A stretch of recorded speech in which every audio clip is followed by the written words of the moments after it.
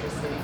My part-time job in high school was working as a receptionist at a real estate office in Libertyville, Illinois.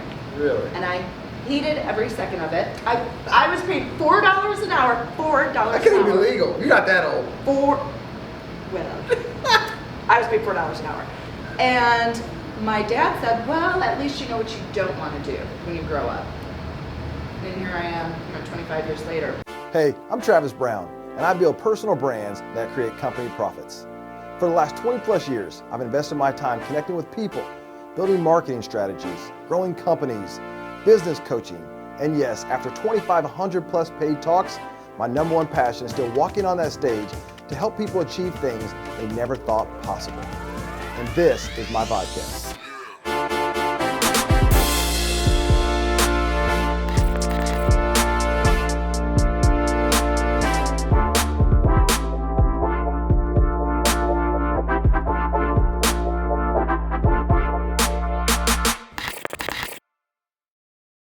So welcome to the show today. Man, I have the honor to be finally on the green couch with the one and only Carrie Holle, super mom, business mogul, real estate guru, and I'm super excited to be here, Carrie. Welcome to the show, girl. Thank you. So I'm gonna just jump right in. I know you as all these different things, but for people that don't know you, how did you get to the point where you have all of this? Oh boy. It's been a long journey. So I started my career right out of college. I thought I was going to be in broadcast journalism. That didn't work out so well. And I had a friend who was making some really good money at 22 in the building industry. So I thought, well, I was making $15,000 a year selling business cards and letterhead. I was like, really? This is what my life's going to be? So I got my real estate license and I worked for a local builder, Crossman Communities. Beazer acquired them back in the late 90s, early 2000s. So that's where I started my career, and that's where I learned how to be a realtor, how to sell. And fast forward to 2000, we left the builder and started our own real estate company. At the time it was called Easy Street Realty. And it was really easy in those days.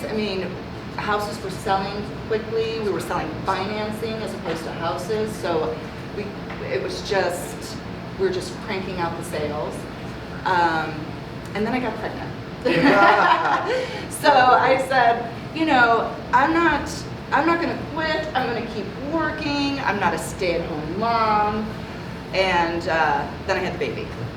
And so I took a hiatus. I had 3 children, all 2 years apart. And when the next one came, I'd be like, I'm going to go back to work. And then the next one came, and I'm like, oh my gosh, I've got 3 kids under 5 and a half. And all boys. And so it was crazy.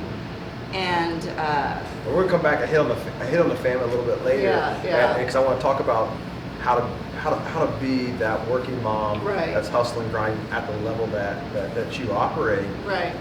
But when you were going through those changes, at what point in time did you know this real estate thing is like it? I didn't.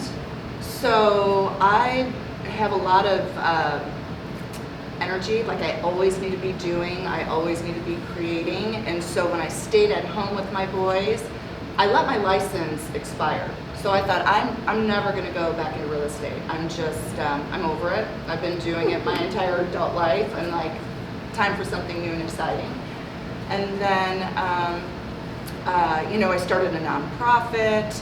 I was doing some other things, some marketing on the side for the real estate company, and I kept doing trying to find something like my niche, and I could never find it. And so the recession came and the market collapsed, and my husband was like, you got to go back to work, because we have real estate offices all over the country. We have to maintain the overhead, feed the employees before we feed ourselves. I've got 3 boys at home. 2 of them are in private school, and our electricity is getting shut off. Legit. Wow. So I thought, the only thing I do really know how to do and do well is real estate. So I had to go back and take the test because my license had expired, right? And so I had to start from ground zero. Nobody even knew in my adult life, in my mommy life, that I had been a realtor. They knew that my husband owned a real estate company and that we were in real estate, but nobody knew that I had actually been a solid producer back in the day. Like, it was just not part of my, that time of my life. And so when you were in that moment, let me ask you this, because I know you have a super competitive, high quality experience in your world now. Right. Was any of that drive like, hold on a second, like I know my husband does this well, Mm-hmm. I have a piece in that, but I'm about to go do my thing and do that at whatever level that I want to do. Are you even there yet? I think I was just in survival mode then. Like, we just need to pay the bills. It was really a low point for us because we had burned through, and we went 2 years without bringing home any money. So we burned through our savings. It was just survival at that point, and so, and all of our friends and colleagues were closing up shop. Successful builders were, declaring bankruptcy. Real estate companies were closing. Realtors were getting out of the business. Lenders were getting out of the business. And then so I'm like, well, I'm diving in. Like, everybody's leaving, but I'm running towards it. And so at that point, it was just survival. Well, let me ask you this. When you start talking about survival, because I think, you have this beautiful office on Main Street, you're a luxury agent at this point in time. I always feel like people never understand the story Right. that got you to this point. And this is the first time I'm actually hearing this. Yeah. I didn't know this. Yeah. For people that are in survival mode right now, because not everybody's where we are in life in their career at this point in time, how do you make it through? You grind, you persevere. Did I want to get up every morning and, make 100 phone calls, have people hang up on me? It was persevering. And, if at that point it was necessity. And so once I got into it and established the habits to make it happen, and then I got a little taste of the good life, then I was like, okay, now I'm going for it. So it was slowly but surely, my kids were still young, and so I was trying to balance being a good mom, because there's a lot of mommy guilt, right? Like, when I was a stay-at-home mom, I'd look at the working moms and I'd say, you have no idea. Like, it's so much easier for you to go to work than to stay in this Groundhog's Day. How many times gonna go to the Children's Museum? And then when I started working, all my stay-at-home mom friends, I got, they weren't doing it on purpose, but then I got the shame and the guilt from going back to work. So, it's unfair that women are put in this conundrum, right? Yeah, because I've never had that type of deal. Like, hey, I'm going to work. Yeah. And I'm going to provide for my family. I'm going to grind or whatever, and that I as a man should even consider being a stay-at-home dad, right? Yeah, certainly there are men that do a phenomenal job staying at home with their children, but I don't have it in me. I'm just saying. I don't have it in me. There are lots of women that don't have it in them either, and they're still forced to make that decision. Right? So it's just unfair, like, you go to school, you go off to college, you work your butt off, you work for your future, and then you have a child, and you really have to make that decision. So anyway, so when I went back, my kids were a little bit older. I could, they were at least in school half a day, so I was able to work half a day, but I couldn't still like grind it out like I could when they were older, because I still had to, Do everything. do everything. So if there's a stay-at-home mom right now that's kind of in that spot, because you touched on, you said that mommy guilt, right? How did you deal with that to say, yes, I am leaving them, but what I'm about to do for them, Right. they're going to reap the benefits 10, 15, 20 years down the road. Right. And I got to suck it up, for lack of a better phrase, and go grind for them today. Because I think so many people that are in that situation struggle with that. Well, it's interesting because now that my kids are older, they're 18, 16, and 14, and they have, I mean, we've had conversations about this, and they've told me how much they respect me and look up to me. And so I'm like, I set the standard, right? I set the standard that when you're at school, I'm working my ass off. And when you're at home, I'm loving you and I'm caring for you. And I can do both, you know? And so they see that, you know, they see how hard I work. They see I work 7 days a week. They see I work 60 hours a day. If I have to, you know, miss something at school, which doesn't happen often, but it certainly does happen, they're going to be okay. You know, I mean, there are so many people that think, oh my God, if I miss one of their games, I'm the worst parent ever, or if I'm not there for them when they get off the bus, I'm the worst parent ever. I mean, they're resilient. They're okay. They're going to be just fine. It's okay for a child to be independent. Right. It's okay to teach them that you can't do everything for them. It makes them stronger people. So now that they're older, I can see that they're speaking their truth, which is, I have a mom who kicks some ass and I'm proud of her. That's awesome. Yeah. I've always loved our conversations and looked at you and went, man, the level that she plays at professionally, and I don't know a ton about, you know, home life and work, but just how passionate you are about equipping your kids and teaching and developing. And there's always this situation in affluent communities going, am I providing too much from them? You know, am I making it too hard? They didn't have to go through what I had to go through. What has been your guys' philosophy on raising kids to create that resiliency and put them in positions to be successful? Well, you know, I am never satisfied. So my poor kids, they're like, what is enough? You know, I've never been a helicopter parent. I don't hover over them. Could I be a better disciplinarian? For sure. For sure. I didn't like a lot of discipline. I was a very rebellious child and teenager. And I'd like to hear some more about that.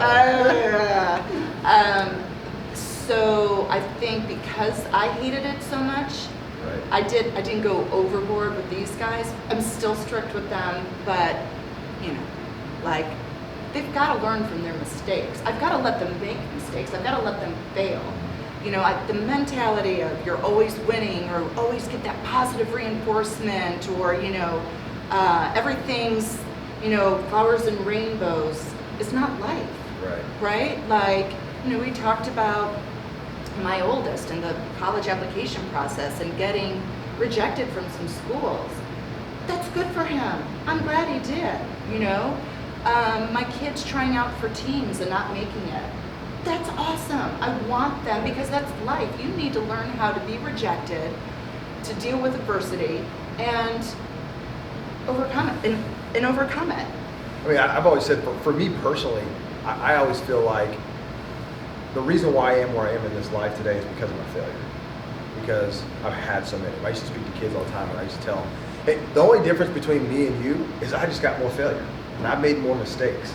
And the lesson really is can you get back up and can you overcome that to put yourself in a better situation to succeed? And so my life is just full of mistakes. Some of I'll be honest, I wish I didn't make, you know, but I'm better because of it. I help more people because of those failures. So, and I got to put you on the spot. So what's that failure that was the learning lesson for you, whether it's personally or professionally, and you're like, man, that one hit hard. I took that one on the chin, and although you probably couldn't understand it then, like now you look back and you're like, yep, that was I don't know if there was one monumental screw up. There have been many little ones, lots of little ones. You know, I mean, I make mistakes as a parent all the time, you know, and I've been, you know, I've always talked to my children like adults. So I'll say to them, you know, I've never had a 12-year-old boy before, you know, like I'm learning how to do this mother thing, just like you're learning how to, you know, follow the rules. So I handled that one poorly. I overreacted, you know. I've had a lot of those. I mean, that is something that I've said many times. I've never had a 10-year-old boy before. I've never had a boy do this. I've never had a child do this before, right? Like those are always, but I'm cool with admitting that I've messed up. I mean, like. I think it's awesome because like I'm a two-time girl dad first, and so you know my oldest is a girl, and then my middle child is a girl, and so you know I didn't grow up around any sisters or really any of that. You know my sister and we have such a big gap, so I didn't know that, right?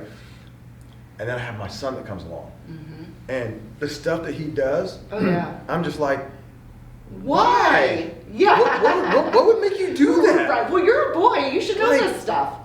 Did you do that stuff? You know what? I have no recollection of that. You know, and my mom would say like, "He's your child." You know, like that is you. And but like the things that he does, what he jumps off of, what he tears up, and you're looking like, what? What would have provoked you to do that? Like, you know, and so like my wife and I are going through this experience, just looking at each other like I don't even know what to say. I don't know what to say to this. But you know, as our kids get older, you know, my oldest daughter and I are now having more and more, I want to say tougher conversations about mistakes and failures, and what that means. But I so want to not have kids that think they have to be perfect, that they can accept the failure and grow from it. I think it's hard though. Yeah, well, you know, my kids definitely, I'm an open book, right? So I'm an open book with my kids, I'm an open book with my friends and my colleagues. Like I'm not the behind closed doors girl, you know, I'm the probably share more than I need to share with people, but I'm like, whatever, it is what it is. So my kids see when I'm, you know, crying because a client spoke to me in a certain way, or I'm super frustrated, and they see me as out of my mommy role. They see me as a businesswoman and how I have to struggle and how it's not fantastic all the time, and you know, and they talk to me. What happened? Maybe you should. You know, it's awesome. I'm like, I think you're right. You shouldn't get so upset about that. Think about it this way. And I'm like, I think you're right. So, you know, so they're living the real raw life with me. Awesome. Some people like to shelter their kids from that. I'm like, bring it on, because they're going to be dealing with it themselves someday. And there's a point where you went from being an individual agent and you're grinding, you're producing, you control what you can control. Right. And then you decided that I want to bring on a team. Yeah. And I'm going to start building a team. Yeah. And we always think about that scalability. Talk to me about how is building a team and scaling this thing going, because you know I'm learning this in our marketing agency. Like it's very difficult to duplicate yourself and your mentality and what you do and those same expectations to everybody that you're bringing on. So how's that team building thing going? Yeah, you know, I always have a great leader. I'm a terrible manager. You know, I started the team because I say it was my midlife crisis. I've been in real estate since I was 22 years old.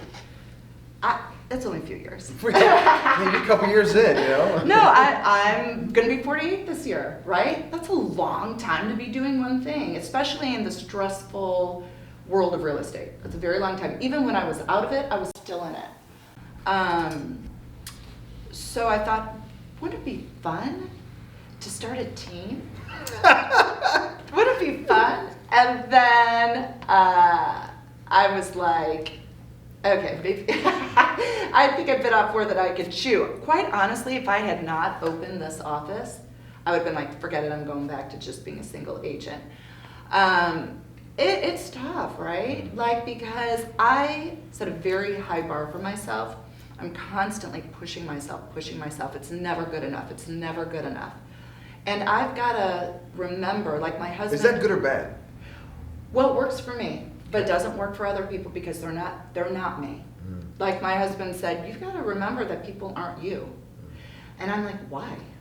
That's so basic. Why not? Why don't they want to be the best? I don't get it because I'm not wired like that. I've been wired like that from birth. Everything I've ever done in my life in childhood, I've wanted to be the best, and I work my ass off to be the best. Like that is that is me. So how do you bring people on that have a different person? Because I'm wired very similar to that, and I used to basically try to hire me's. Right. And if you weren't a me, then I didn't think you could be successful. Right. Well, years later, I've learned that different people can be successful in their own way, in their own environment, but that's take a lot of growth for me to wrap my head around that, because the laid back, easygoing person to me was lazy, right? Totally. The person that didn't come in and grind and get on the phone and do those things is like, you don't even care. Lazy, no passion. And so I found that that's not always the case, you know? Right. In some cases, they're wired differently and they can achieve as much in a different way, but that's been my greatest leadership struggle, is like, I wanted people to do it the way I did it. Yeah. So that's a work in progress. You know, I find when I bring the ball busters, the really strong personalities in here, it doesn't work because they do not want to be told what to do. I would never join a team. You're not going to tell me to do it. You're not going to tell me how to do it better than I can tell me how to do it. So I can't have those personalities in here. Certainly there are the girls, there are the people that are moldable and open to your suggestions and like, this is how you should do it, this is how you should do it. And then there's everybody else. And so it's the everybody else, which is the majority of people, that I have a tough time with. I don't know if I'll ever get it right? Because I'm like, you know, this is how many calls you need to make, this is how many, you know, you should be out there shaking hands and kissing babies, and you should be doing this, and you should be. And they're like, I'm out. Like, this is too much. So let me ask you a question. How do you figure that out before you bring them onto your team? I don't know if there is a real way. Now I know what questions to ask, right? Like, if somebody tells me they're getting into real estate because they like houses, time to go. Right? Like this job is not about houses. This job is about prospecting. Houses, even though that's all we do is buy and sell houses, houses is this much of this job. Houses are secondary to this job. The real job in real estate is prospecting. You don't find somebody to buy or sell a house, you're not buying or selling anything. And so first and foremost, I need to find somebody who is a grinder, who's not afraid to work, who doesn't have any, you know, like, I've got to, you know, travel 3 days a week for X, Y, or Z, or I've got to, you know, like if they have other commitments, this isn't the job for them. You cannot do this job well part-time. There are some out there that think they're doing a fine job doing it part-time. Right. I would beg to differ. So I think it's just like,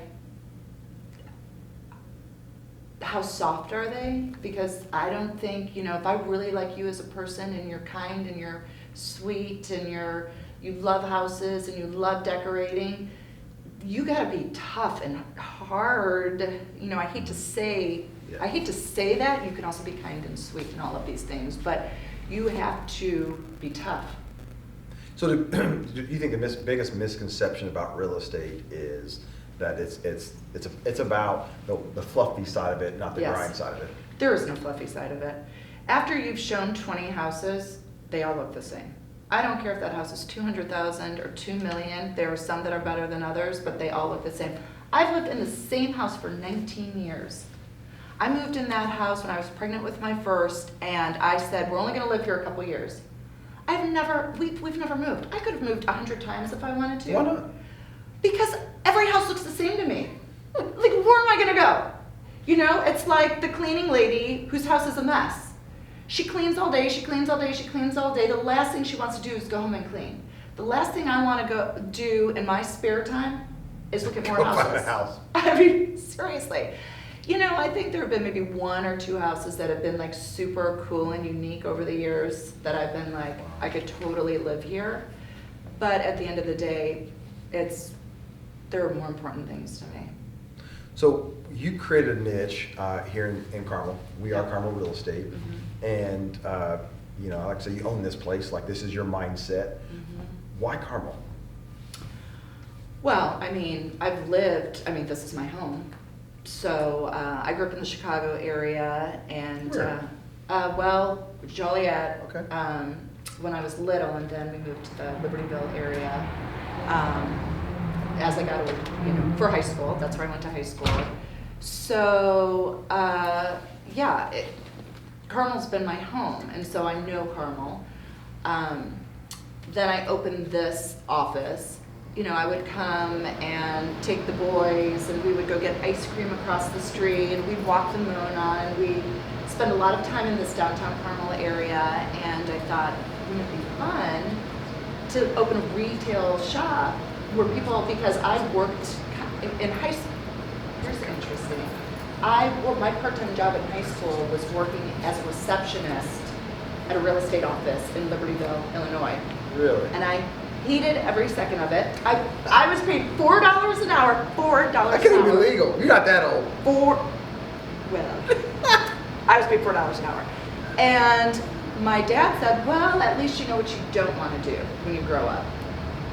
And here I am, 25 years later. But that office that I worked in Libertyville had like a retail storefront, and I thought nobody does that anymore. So that was the vision. That was the vision, yeah. So I saw this little space, and I did it, and I thought, okay, so I need to, instead of being, we've talked about jack of all trades, master of none. I thought I've got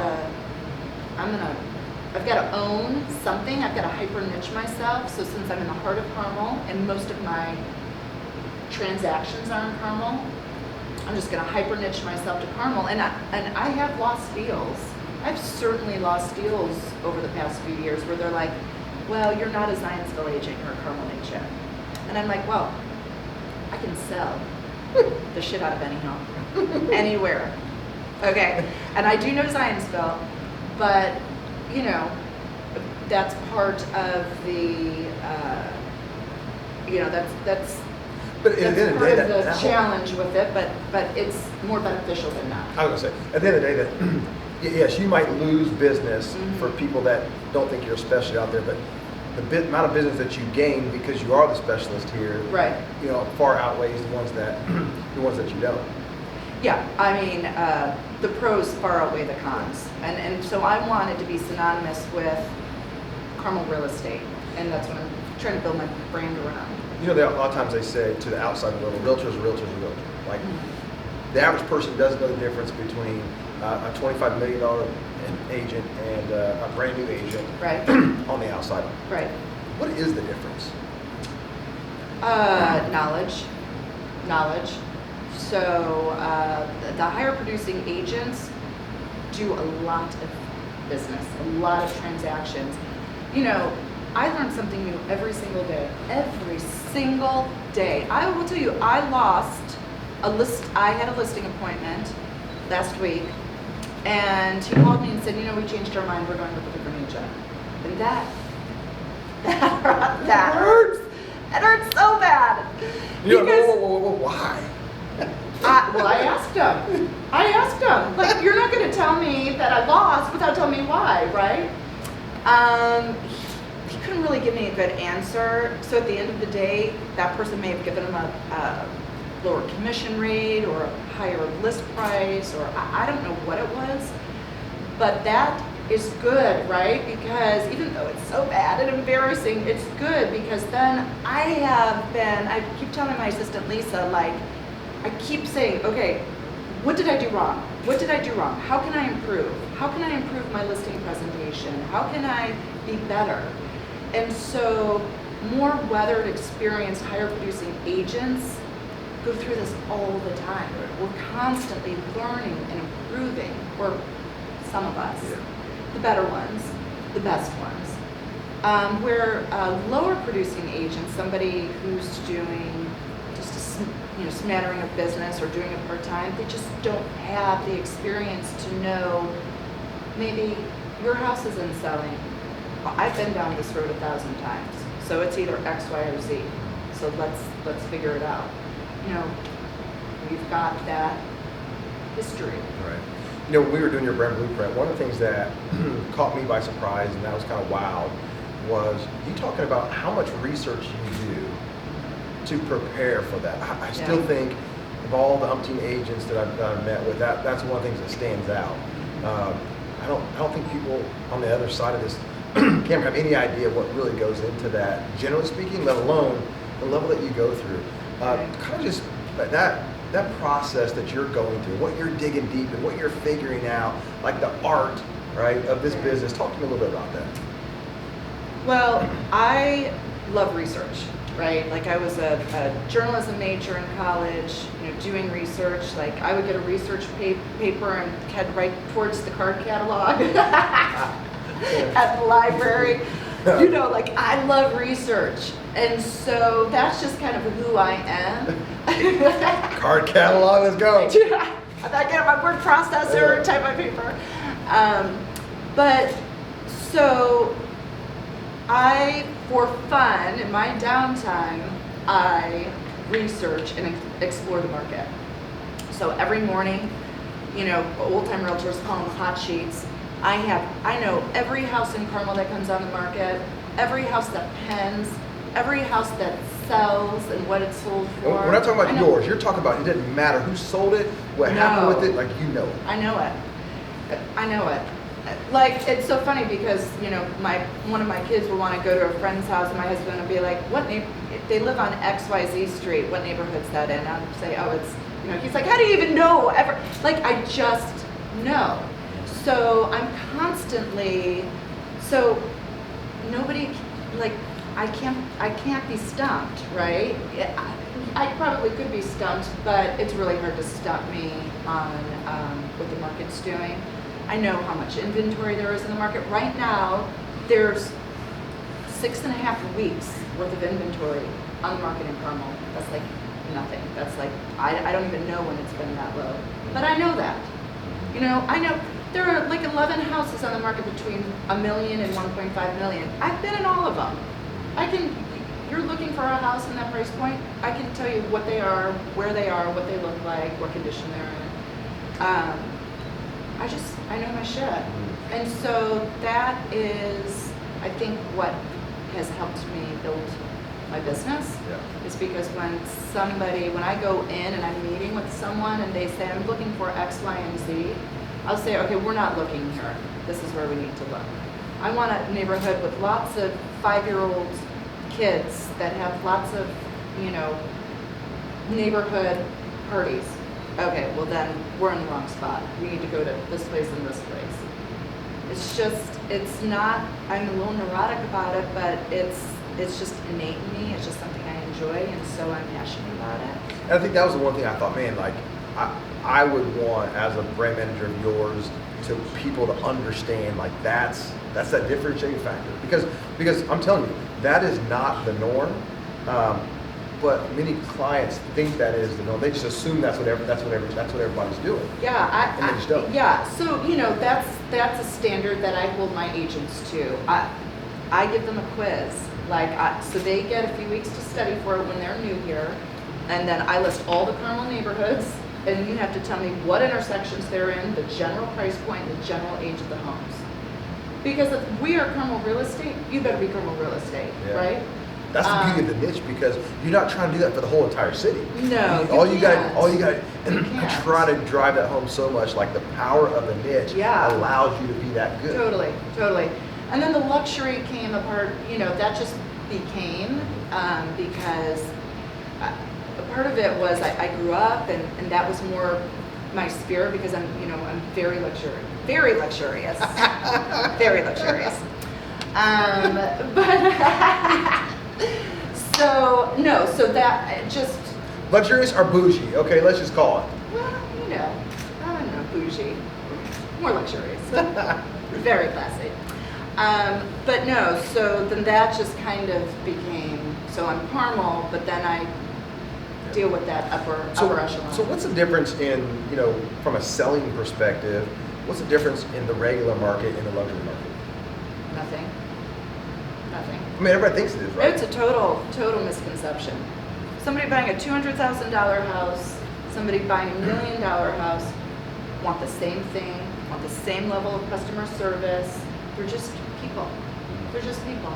I've sold $200,000 houses to people who could afford a $4 million house, and I've sold $1 million house to somebody who had no business buying it. Right? So they're all just people. But people ask me all the time, well, how do you break into the luxury market? How do you, I think people are afraid and intimidated by it. I've had people all the time say, I'm not interested in that market. I'm afraid of that market. I'm like, why? It's just, listen, people, it's more bang for the buck. You know, I don't do 700 units a year. I don't want to do 700 units a year. I do just fine selling maybe a quarter of the units you do and making twice as much money. I'm cool with that. You know, it's working smarter. I tell my agents, would you rather sell, you know, $500,000, $200,000 homes and do all the work for 5 transactions, or sell one house and make the same amount of money? It's just working smarter. You're giving yourself a raise, essentially. So outside of real estate, you know, so what's the passion for Carrie outside of slanging luxury homes? I really don't have one. This is my passion. You know? Yeah. What else do you want to do? What do you want to accomplish? I don't know. I really don't. Like, I'm telling you, this is my passion, which is so crazy because I would never guess this. And I don't know if it's as much about real estate or being a successful businesswoman. Like, I love the success. I love working hard for something and accomplishing it. You know, I'm telling you, this is a true story. So I started working out like at 5 a.m. So I could be home to wake up the kids and have that. And I bought myself 2 extra hours a day. I'm like, this is 2 extra hours a day. I don't know what to do with myself. So I work. Like, I don't even know what to do with myself. I'm like, oh my gosh, I should just go back to working out at 7:30 because, like, Doesn't it feel great to have it done? Like you got up, you grinded it, and now you're already focused. Yeah. Yes. That is awesome. I highly recommend it. It's awesome. You do it like 3 days in a row, and then your body just wakes up. You know. So it's not like, because I think that's where some people say, well, man, that's great, Carrie, you know, but I don't have the time. And listen, I tell the girls all the time in here, there are 40 hours in a week that you could be working, but there are 24 hours in a day. What are you doing with all of your time? What are you doing with all of your time? Okay, so let's say you guys are working 3 hours a day. What are you doing the rest of the time? Social media, Netflix, napping. We're gonna be dead soon, people. We're gonna be dead soon. You know, I mean, I'm like past my midlife. You know, like let's grind it out a little bit. So I grew up a diehard Kobe Bryant fan in all my adult life. You know, and just always loved the commitment that he had, and you know, sometimes I'm like, I'm not that committed. Mm-hmm. You know, I feel like I'm committed and I'm grinding. I'm building an agency. You know, but where is the point where you're committed to success, mm-hmm. but you're too committed, and is there a spot there? And the reason I'm asking this is because, like, sometimes I'm like, damn, you know, if I didn't have kids, mm-hmm. like, I how much more work I would do, right? But I'm doing the work to create the opportunities to spend the time with the kids. You know, so it kind of goes back and forth. And I'm just kind of in that space going, you know, you want to commit, you want to be successful. But I think this is a transition, or for me in my world, around what really success is. Right. And what that means now at 42. You're just a baby. 43. I don't even know which one it is. I know, you stopped counting. But you know what I'm saying? The difference between what success is and how much I want to work and really what the desired outcome is. So answer it like this. So what is success for you now, and what are you committed to try to achieve? That's a really great question, because I'm really at a transitional time in my life. My kids really don't need me around anymore, and if I am around, they don't want me. They don't want me there, right? They're doing their own thing. their school activities and out with their friends. So I'm transitioning out of the mom role a little bit. I feel like if I didn't do any more production than I do today, I'd be fine. I don't want to work any harder than I'm working right now. If I doubled my business, that'd be all fine and dandy, but I'm okay. I'm okay with where I am right now. I don't need to work more than what I'm working. I'm comfortable. So that's a great question. I'm really at the point in my life where I'm like, okay, now what? So it's an evolution. I'm evolving right now, and I don't know what that looks like. So when you talk about success, even now, right? Mm-hmm. How are you gauging that in your life? Is it because of the volume that you do? Is it to kids? Is it your relationship with your husband? Like what really is your metric to success? Well, or metrics? Yeah, so I think I've raised 3 pretty damn good children. I'm financially secure. I enjoy what I do. I'm content. I'm content. Now, do I want to be doing this for another 20 years? No. No. I mean, I would like to hit it hard for the next 10 years. At least that's what I told my financial advisor. Like, okay, let's just pretend I'm only going to be working for 10 more years, because that puts me at almost 60 years old. I know I don't look it, but it's coming. So I love to travel. I don't know what that looks like. I may be in the poorhouse because of, my children and the college choices. Right?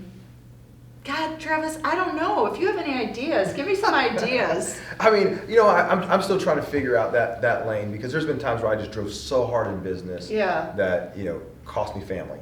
Yeah. And then there's times where I'm like, I don't want to do that. So I jump on the other extreme, then I feel lazy.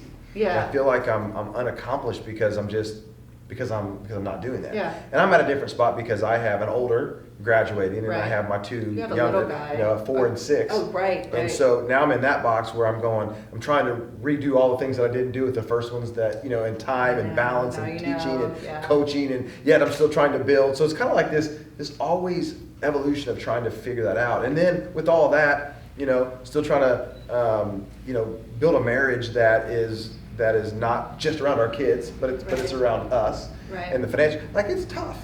It is tough, but I've got to tell you, I'm okay. Mm-hmm. I'm okay. So let me ask you this then. I've got some young people on my team, and there's some young people that are out there that are trying to figure out how to get to where you are. Mm-hmm. Right? So the letter to your 21-year-old self, right, that's going, okay. Stop going to Broad Ripple so much.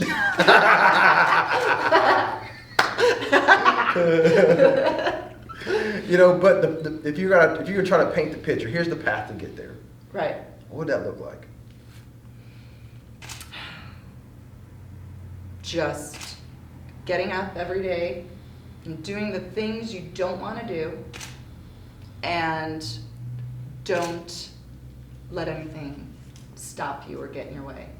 There are a lot of people out there that try to bring you down, discourage you, and you can get in your own head too. And I think you have to push through it. You just have to keep pushing. You said something there that we haven't touched really on, and that is, the mindset. Mm-hmm. And the mindset of a champion, the mindset of success, the mindset of a successful mom, mm-hmm. Mentally in these 6 inches, mm-hmm. There's a lot of mental health challenges and people being overwhelmed and anxiety and mm-hmm. all of that. How do you stay mentally healthy? Well, I will tell you. And maybe you're not. Okay? I'm not. I'm actually not, but thank you for thinking I am. Thank you, actually. Hey, listen, I mean, there are times where I find it hard to get up and go, you know, I mean, it's tough, right? I'm my biggest critic. So, you know, I say about getting in your own head, I get in my own head a lot. You know, you're not good enough, you know, this person doesn't like you, you know, all the bullshit that we tell ourselves can ruin us. And so for me, I need to laugh. So I need to get around people who make me laugh. I like to laugh. I like to be happy. I like to joke around. I don't like to be serious. If you're very analytical and straight-laced, you're not my type of people. No offense to those of you who are, but you wouldn't like me either. So, so I need to surround myself with people who will make me laugh. And honestly, working out keeps me, I don't know what it is, but so are you a CrossFitter, are you a runner, are you what? No. I'll throw yoga in there once in a while, but I like to do my own thing. Like I'll do the spin bike. I don't like to be at a class because I don't like to be told what to do. But I'll do it my way, but thank you. You got issues. Yeah. So yeah, I just do my hour workout. I go sit in the sauna, then I sweat it out, and I'm ready to go. And that helps me. I don't know what it is. I mean, does it help produce endorphins? Yes, you know, that's great. And then when I get ready every day religiously, I listen to a podcast as I'm getting ready. And it's usually a business or real estate podcast because it gets me like, it gets my. What do you like to listen to? I like Tom Ferry. I like Real Estate Rock Stars, The Art of Manliness. Even though I'm very womanly, it's a great podcast. What are some of my other favorites? Pat Hyben. I mean, there are some really good, I love to hear interviews with other successful business people. I love that. So who would you like to, because now that we've launched the Mojo Up Live podcast, I'm sure that's going to get put into rotation, and you're going to be listening to that. So who should we have on that you go, I love to hear their story about success in their journey? I think you should get Biff on. She's a beast. She's a beast. I could never do what she has done. She is the top producing agent in Indianapolis and has been for what, like 40 years?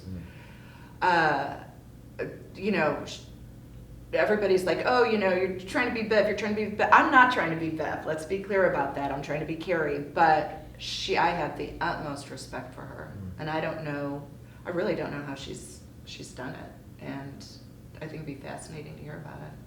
I'm gonna have to do that then. Yeah. So a couple last questions for you. Actually, I had this other thought. Are you a healthy eater? I am. Because you talked about the mental health and some of those type of things. Yeah. Like, no dairy, no gluten. Really? No. So you can't eat pizza? I get gluten-free crust with no cheese on it. That doesn't count. Arnie's has a good one. Gluten-free, and then you just get all the toppings. You get a Supreme with no cheese. Gluten-free. Oh my It's delicious. gosh. You don't even miss the cheese. You really don't. If there's no cheese on it, why you even eat it? I'm telling you, you don't notice it. Oh my goodness. I'm telling you though, We used to be friends until I heard this. This might be a friend breaker.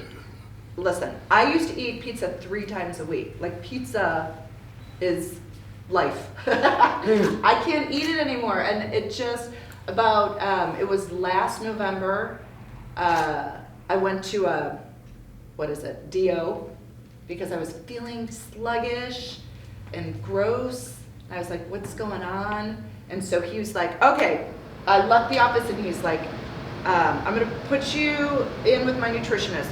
No dairy, no gluten, no sugar, no soy for 6 weeks. And I go, oh no, I did not sign up for this. I'm hungry. I'm going to Jimmy John's after this. And I'm not doing this.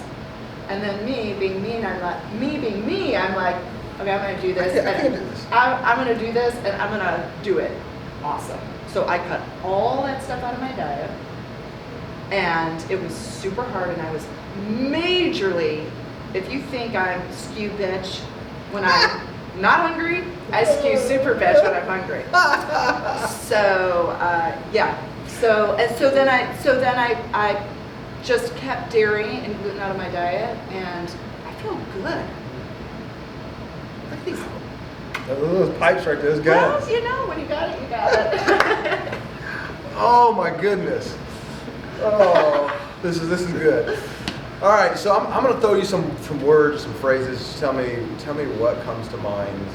You know, that's dangerous. That's super dangerous. When you think of them, right? All Okay. right, so let's just start with easy one. So real estate. You want me to answer with one word? Yeah, one word or a couple is okay. But real estate. Stressful. Money. Comfortable. Kids. Stressful. Being a mom. Hard, yet the most rewarding. Being a wife. Eh. Caramel. Awesome. Range Rover. Jalopy. Favorite food. Used to be pizza. Used to be nachos. Used to be donuts.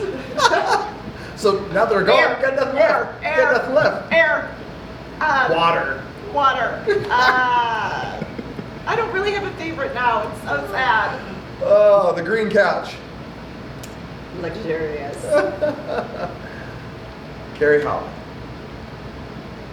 Ever evolving. Well, all good things sometimes come to an end. Yes. And so, thank you so much for letting me come into your space. Yeah. Give me special permission to be on the green couch today. I Yeah, I'm glad you wore your good shoes. I did. I don't know if you can tell, but those are emerald green right there. So those are my Nice. emerald green Jordans right there. Nice. Specific. You can put my Look green at you, on so for you. dapper. So dapper. Just trying to be kind of luxurious here in Well, Carmel it works. today. It so. works. Thanks so much. I appreciate it. Yes.